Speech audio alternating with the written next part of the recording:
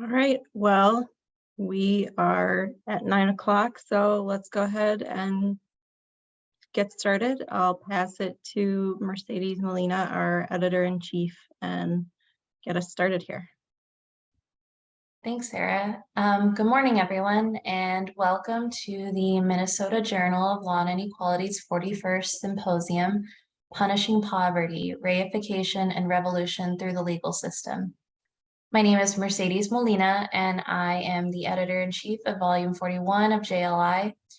Joining us today among our many distinguished speakers and guests, well, I guess joining us later will be our journal's coordinator, Professor June Carbone, and our lead symposium editor, Sarah Coleman, without whom the symposium would not have been possible. Thank you to everyone for joining us. The Minnesota Journal of Law and Inequality was founded in 1981 under the direction of Catherine McKinnon as the law school's second legal journal.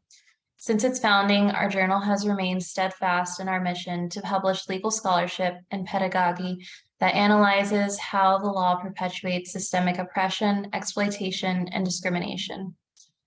Over the years, our journal has published works by leading lawyers, judges, law students, academics, activists, and community organizers, such as Richard Delgado, Cass Sunstein, Ruth Bader Ginsburg, Derek Bell, and so many more.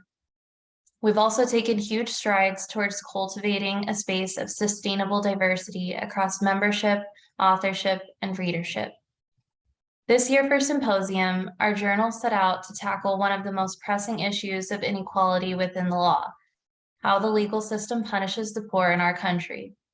This symposium was designed not only to highlight 5 systems within the law which perpetuate systemic poverty, but also to point to ways our legislative and judicial systems can combat these deep-rooted inequalities. Our first panel, Bail and Trial Release Reform, and Pretrial Release Reform, will discuss where Minnesota's pretrial system falls short, how other states handle bail and pretrial release, and how our state can improve these systems.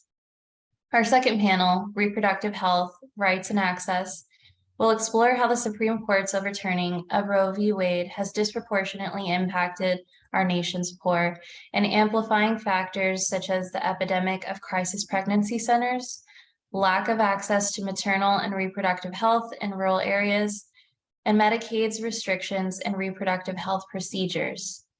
This panel will also discuss positive movement in this area, such as Minnesota's recent passage of the PRO Act and the impact of midwife care. During our third panel, Neo-Segregation in the Twin Cities and Beyond, our panelists will delve into the history of de facto and de jure segregation in the Twin Cities and across the country, and how segregation policies have contributed to inequity within social, economic, and public health impacts. In our Unionizing and Workers' Collective Action panel, we will explore the integral role in which income inequality plays in limiting economic mobility and perpetuating systemic poverty. Panelists will discuss how formal unionization efforts, worker organizing efforts, and federal labor laws combat these issues. Finally, in our housing justice panel, speakers will address the difficulties low-income renters and homeowners face, as well as how housing law and tenant activism can ensure that the fundamental right of housing can be made accessible to everyone. We encourage you to stay for one or more of the panels throughout the day and engage with and learn from our distinguished group of panelists in each session. For Minnesota's attorneys, please remember to register through the link in the chat, and we will drop that soon if you have not already, in order to claim CLE credit for your attendance today. Finally, I want to take a moment to recognize the hard work of our lead symposium editor, Sarah Coleman. Thank you, Sarah, for your commitment to our journal. Your passion for the subject matter created a symposium that not only is reflective of our journal's values, but that is also sure to shine light on some of the most important issues facing our Twin Cities community today. Without further ado, I'm going to turn it back over to Sarah to kick off our first session, the bail and pretrial reform. Thank you, Mercedes. I really appreciate it. And thank you everyone who is attending and who will be joining us later today. Before we get started, I just want to make sure that everyone is seeing the PowerPoint. Mercedes, are you seeing the PowerPoint? Okay, cool. Wonderful. So I hope everyone is excited, as excited as I am for the symposium. And I just want to make a few comments before we start. So although we are doing the symposium virtually, I want to take a moment to acknowledge that the Journal of Law and Inequality is housed within the University of Minnesota Law School. And the University of Minnesota is located on the ancestral and traditional territory of the Dakota people.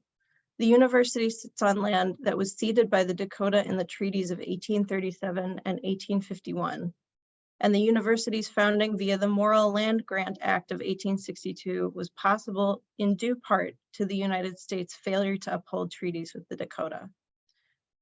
Fighting systemic inequality must include acknowledging these violations, learning the full and honest history of where we live, and more importantly, returning stolen land to Indigenous communities. As Mercedes mentioned, the theme of this symposium is punishing poverty. Each one of our panels will discuss a different way in which the law reinforces and in some cases rejects systemic poverty.